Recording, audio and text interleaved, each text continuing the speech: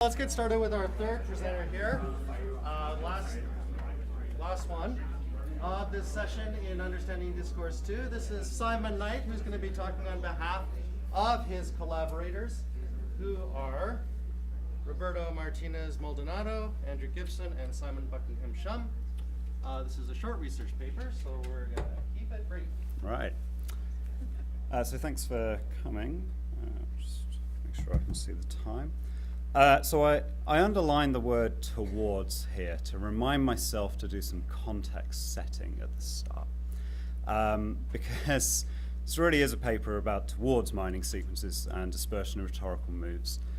So we've started doing some preliminary work. And what I'm going to present here will be how we're starting to work in that space and some of the analysis that my colleagues have done particularly. And one of the things that we'd really welcome thoughts on would be how we might move some of this work forward around some of the questions and issues that we've been grappling with in this analysis. So when I'm talking about sequences and dispersion in text, there are lots of ways in which textual features have this sort of what we've characterized as temporal structure in some places. So obviously, when we think about syntactic structure, Phil likes Gene has a particular sequential character to it that tells us something about the meaning that's intended. And various people have explored that sort of sequence, looking at things like causal explanations, for example. There's a growing area of argument mining that looks at the ways that particular content and rhetorical functions occur alongside each other and are structured into broader arguments using natural language processing.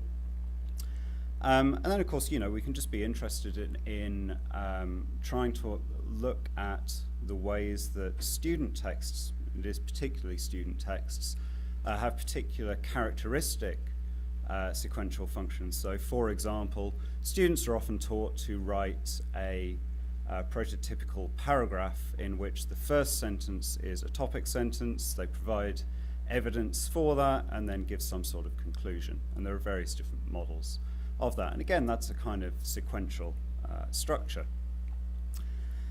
We might also be interested in the ways that whole texts have particular characteristics. So if we look at introductions, body texts, and conclusions, there have been a couple of papers led by Rod Roscoe and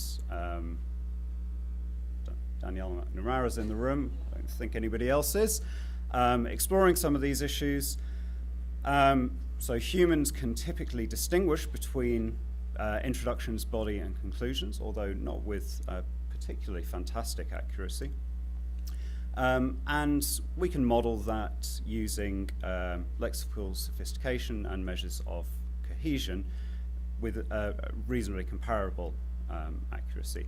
And better quality introductions, bodies, and conclusions are easier to classify correctly. And in fact, we can use we can use features of that to predict the quality of those introductions, bodies, and conclusions as well. Although, again, the predictive values are not particularly great. So good introductions tend to be longer, for example. Body paragraphs use more complex vocabulary, and conclusions are quite specific, and they use less sophisticated, less complex syntax. One of the characteristics of this study, the results from this, is they're quite hard to interpret from a kind of end user perspective, if you like.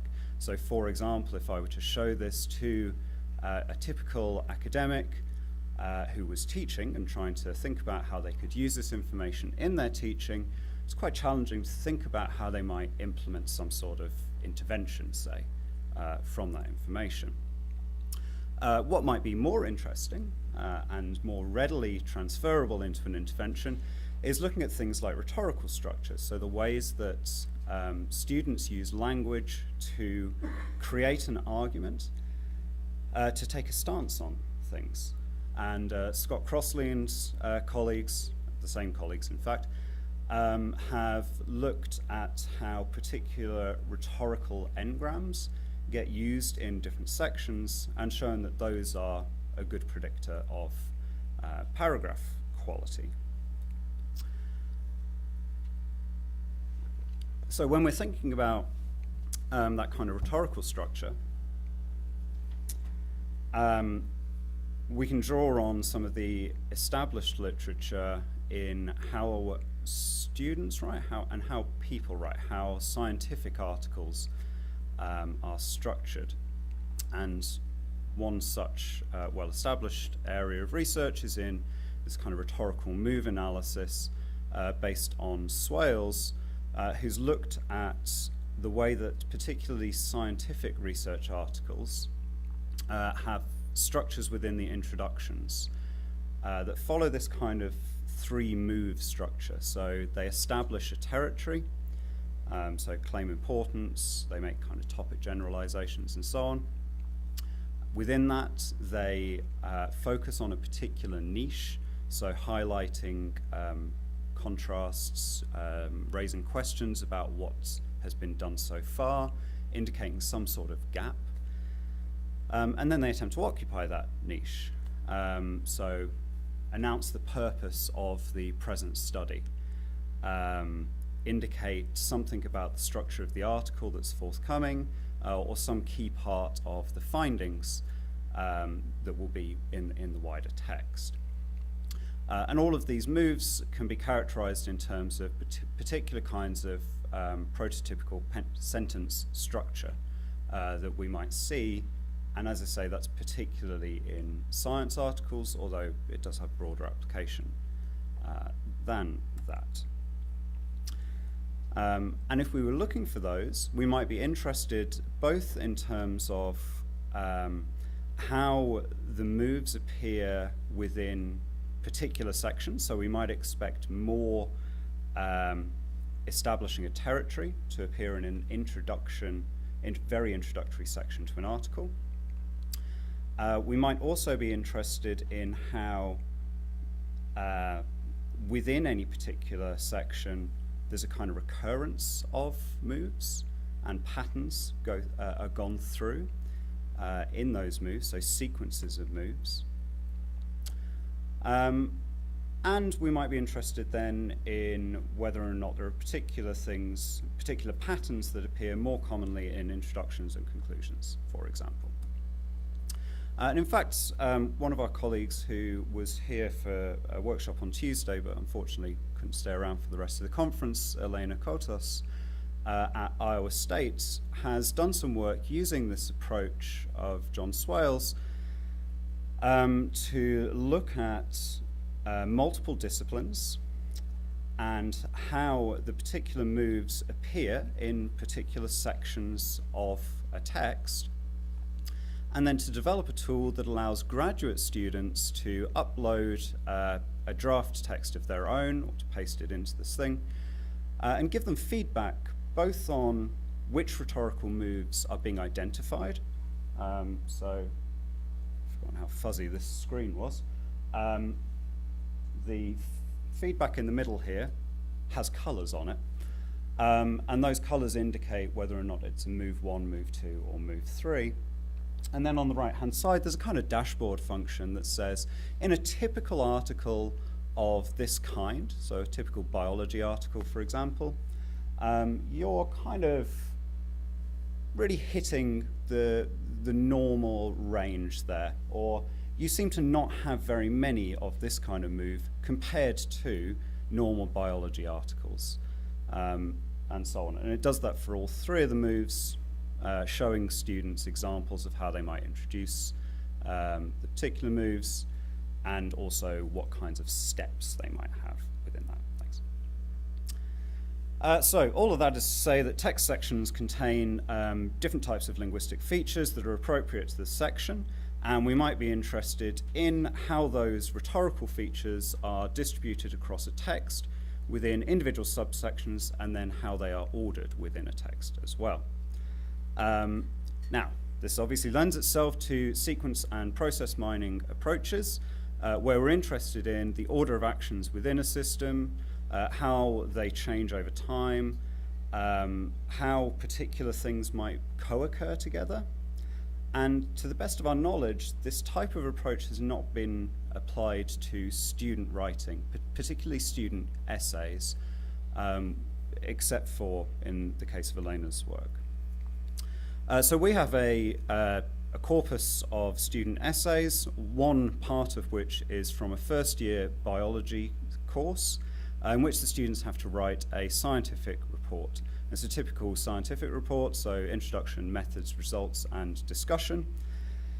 And we have annotated that corpus using a tool called AWA, the Academic Writing Analytics tool, which is based on it's based on a combination of Swales and Hyland's work, and implemented in a tool from Xerox called the Xerox Incremental Parser, which is a rule-based approach that tries to look for what Swales would characterize as steps in the student writing. And these are, again, sort of the moves that we might make. So you can see some examples of them here. Sentences that appear to characterize contrast, emphasis, novelty, position, and so on. So we have a set of essays, and they are annotated like that. And you can see that on this example, we have sentences that have annotations, so they appear to be characterized by a trend, emphasis, and contrast. And we also have sentences that are blank, so they don't appear to be fulfilling one of the rhetorical moves that we identify. So one of the issues that we face is when we're trying to represent that, an obvious way of doing it is just to reduce the text to the sequence of moves that gets made in that text. But of course, we lose quite a lot of data if we do that, because all of those sentences that appear not to fulfill a move may well be doing something important, if only separating the functions that are in the text. So that's sort of the far left example here is a sequence of moves with the gaps still in. Another way of representing the same data is that we just reduce our text to the sequence of moves. And then, of course, we can also take either paragraphs or sections. So within a particular paragraph, we may not care that much about the sequence, but we do care that, you know, this is the first sort of third of the text, the middle third, the last third, for example. And then within that, it's just a bag of rhetorical moves, essentially. So we've taken that last approach in some really preliminary work, and that's looking at dispersion across an essay. So here's one example, and I'll show you some more on the next slide, where we split the essay into quintiles. So we've got 5 sections here. And you can see at the start of the text, there's more emphasis, contrast, some summary moves, and so on. And then at the end, lots of contrast. And not a huge amount happening in the second and third quintiles there. Now, what's interesting, and I really do want to emphasize that this is preliminary, so we need to do some more work to look at the wider data set. But just from looking at the first examples that were in the data set, on the left here we've got some high distinction, so those are the high achieving students, and on the right some pass students, so those are the lower achieving students. And you'll see that on the left we've got a larger mix of rhetorical moves, particularly in the first and last quintile. And on the right, with the pass students, we have fewer moves just generally. They're more dispersed across the essay, across the text. And there are different things going on in the third quintile in comparison to the HD text. So this is just a really basic approach to visualizing that data. So these kind of tie up with those different approaches to representing the data.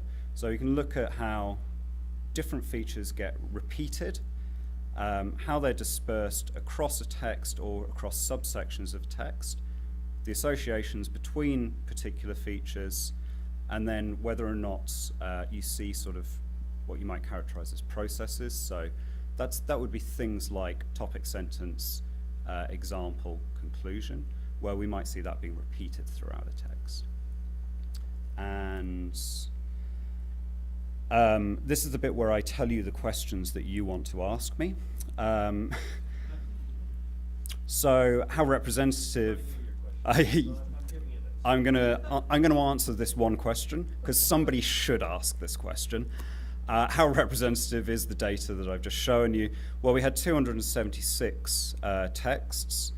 And if we look at the number of those rhetorical moves across the texts, the first, so just providing a simple summary count of them, the kind of median number of rhetorical moves within the text is 12, and there are actually 23 texts that appear not to have any rhetorical moves present, yet actually still do fairly well. So I want to mention that because I think it's important that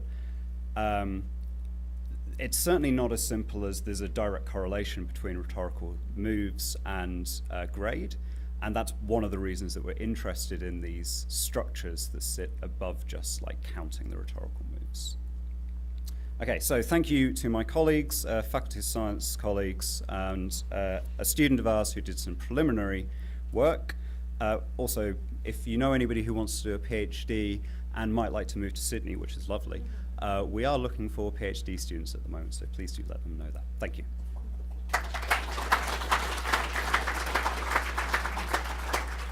Any questions in addition to the one? Yeah. Yes, this is really interesting. I wanted to ask something you said earlier, which is that you said like the paragraph structure was detected with 66% accuracy among readers. I thought that was kind of Right, surprised so by how low that was. yeah, me too actually. Yeah. Did the students writing, did they see it? So those will be in persuasive style texts, I would be fairly confident. And that's looking at just a breakdown of introduction, body, conclusion. Presumably the students do believe that they are writing an introduction, body, and conclusion. It's just that they're failing to meet the sort of the requirements of the genre, if you like. Danielle McNamara sat right behind you, and she would actually be able to talk to you more about that because that's work that's on data that you guys collected, right? I wasn't listening. Okay, we can talk about that later then. Take a picture of your thing to send to the students. Great. Well, that's perfect. What was your question? We. Well, you said presumably students can see this. I would say presumably maybe not. Like maybe they don't buy into the structure and right? Like is perfect accuracy even plausible? So the better quality introductions were easier to identify, right? So that suggests that the students who are writing poor quality introductions are not meeting what an introduction needs to do, and they're probably not aware of that. So they probably need further guidance on how to write an introduction. Yeah. So when we're identifying, we kind of explored moves early on in the research, but abandoned it for looking at abstract features. But it's, you were saying, well, what would you do if, it's got these weird things about it?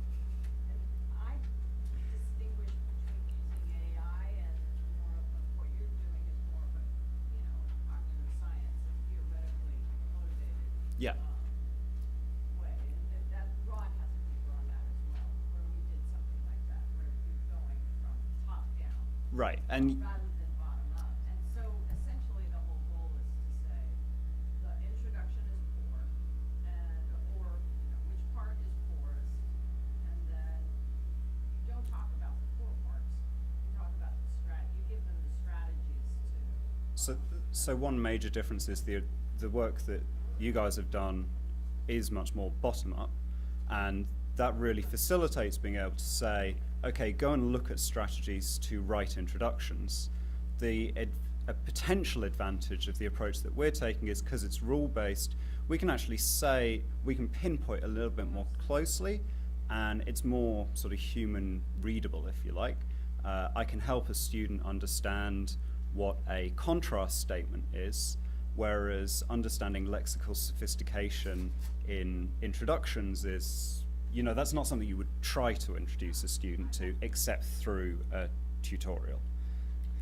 Unfortunately, we're out of time. I would like to